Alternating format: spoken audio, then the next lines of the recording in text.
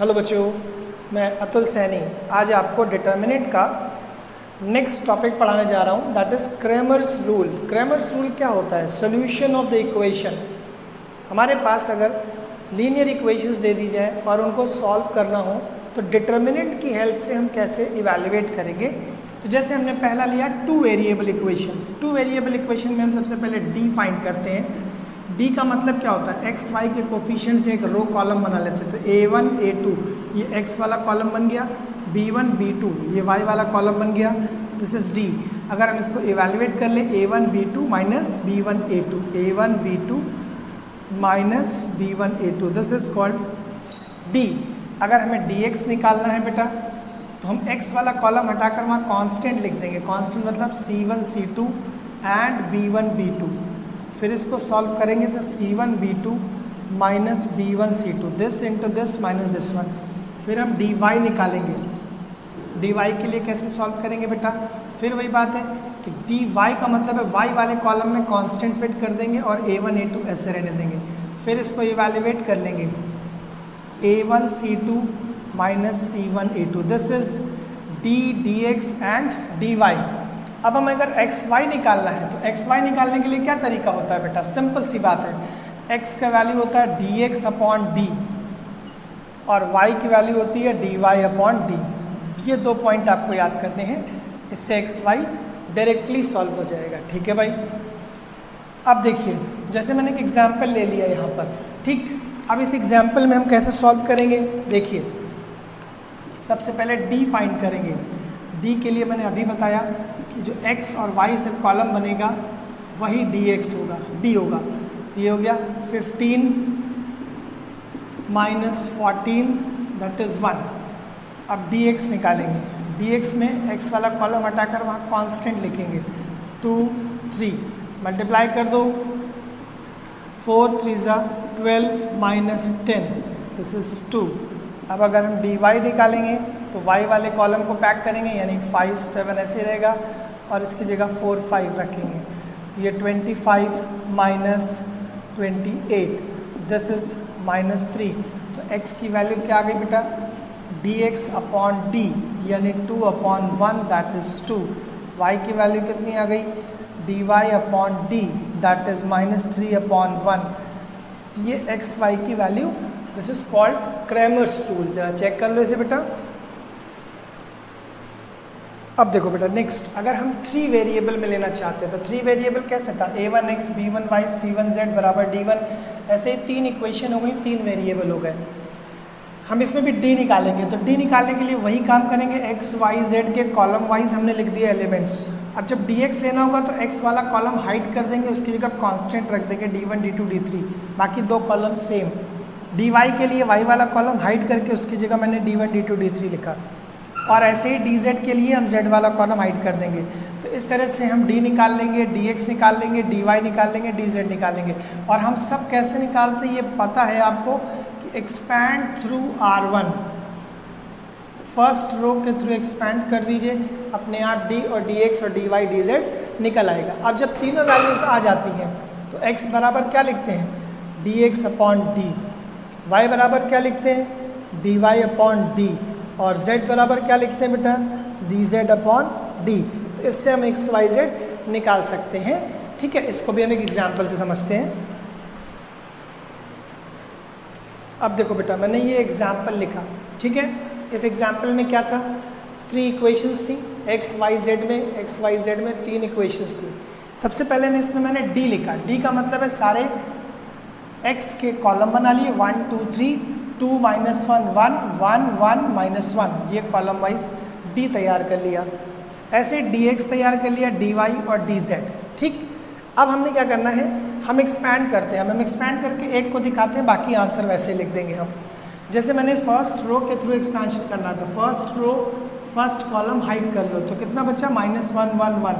तो इसका आंसर आ गया इधर -1 -1 2 -2 -3 +1 2 +3, यानी यहाँ पे आ गया -2 एंड -5 10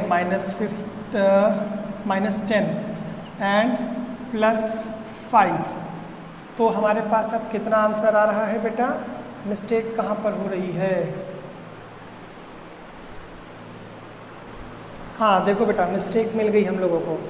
जब हम लोगों ने first row first column pack किया तो -1 1 1 -1 -1 -1 1 1 -1, अब this into this minus this 1, तो +1 -1 ये 0 हो गया, और ये -5 और -2 +10, तो दिस इज 15। यानी हमारी d की वैल्यू 15 आ गई, dx निकाला वो भी 15 आ गई, dy निकाला तो -15 आ गई, और dz निकाला तो 30 आ गई।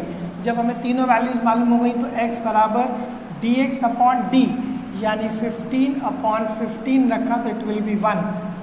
y की वैल्यू -15/15 रखा तो -1, z की वैल्यू 30/15 रखा, दिस इज 2। एक बार फिर से चेक कर लो बेटा, कहीं कैलकुलेशन मिस्टेक नहीं होनी चाहिए। This is 3 variable equation.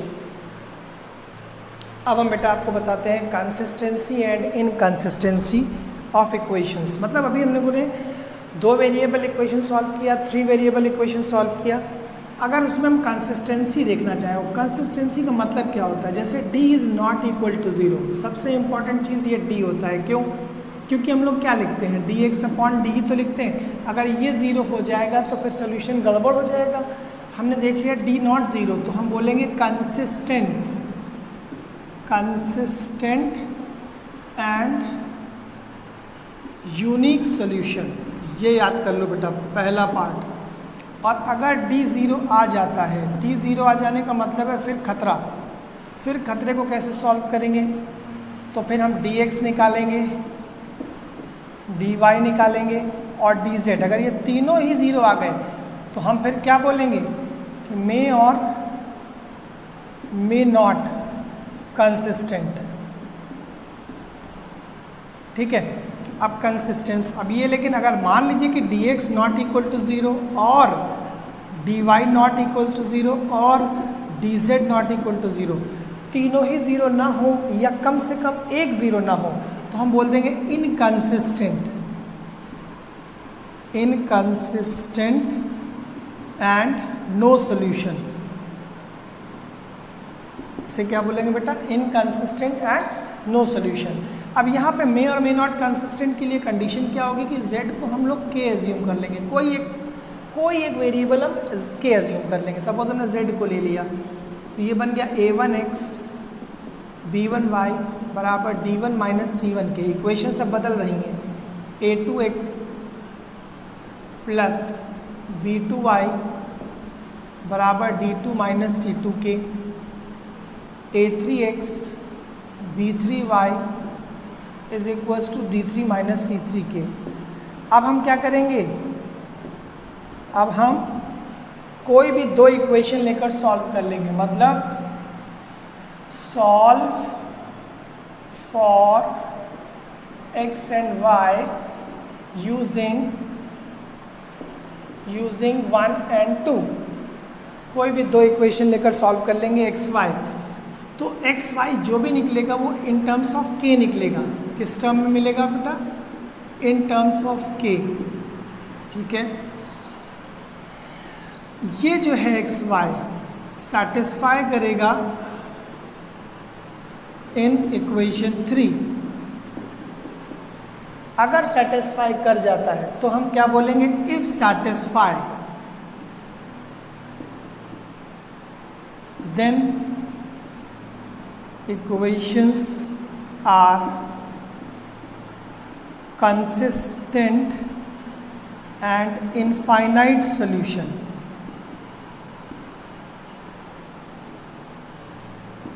इस तरह से आप ऐसी इक्वेशंस को भी हम सॉल्व कर सकते हैं जिसमें कंसिस्टेंसी और इनकंसिस्टेंसी एप्लीकेबल होगी। एक बार चेक कर लो बेटा इसको भी आप। अब देखो बेटा, मैंने एक एग्जाम्पल लिया इसका कि हमारे पास 3 वेरिएबल या 3 इक्वेशंस थी। मैंने इसको सिंप्लीफाई करने की कोशिश करी। ठीक है, सबसे पहले डी फाइंड कर रहा हूँ। डी फाइंड करने के लिए क्या किया? 3। सब वही काम expansion with respect to first row के थ्रू एक्सपैंड कर रहे हैं। तो सीधे मैं एक्सपैंड कर देता हूँ। -1 प्लस 6। ठीक है भाई, फिर +1 सेकेंड कॉलम पे करेंगे तो -2 -3 फिर +2 पे कर लेंगे बेटा, तो -4 -1, अब जरा सिंप्लीफाई करते हैं, दिस इज़ 15 -5 -10, तो देखो ये 0 आ गया। अब जब d 0 आ गया तो इसका मतलब है कि अब आगे चेक करना पड़ेगा dx dy dz। हमने क्या देखा कि जब dx और dy और dz तीनों लिख तो लिए मैंने, ठीक है भाई। अब dx को पहले चेक कर रहे हैं, एक्सपैंड थ्रू r1, इसमें भी वही काम कर रहे हैं। तो देखो ये सब्ट्रैक्ट होने के बाद 0 नहीं आ रहा है, तो dx जब 0 नहीं आ रहा है इसका मतलब है यहीं पर काम ख़त्म, आगे हमें चेक करने की ज़रूरत नहीं है। क्यों? क्योंकि मैंने बताया था कि अगर तीनों में एक भी 0 नहीं आ रहा है तो वो हम क्या बोल देंगे इसको बेटा, इनकंसिस्टेंट एंड नो सॉल्यूशन। बस ये इक्वेशन का कॉन्सेप्ट होगा, इसे बोलते हैं consistency and inconsistency of equations. ठीक है ना बच्चों? तो आप क्रैमर्स रूल तैयार कर लीजिए, फिर नेक्स्ट टॉपिक हम पढ़ेंगे मार्टिन्स रूल अगली क्लास में। ठीक है, थैंक यू।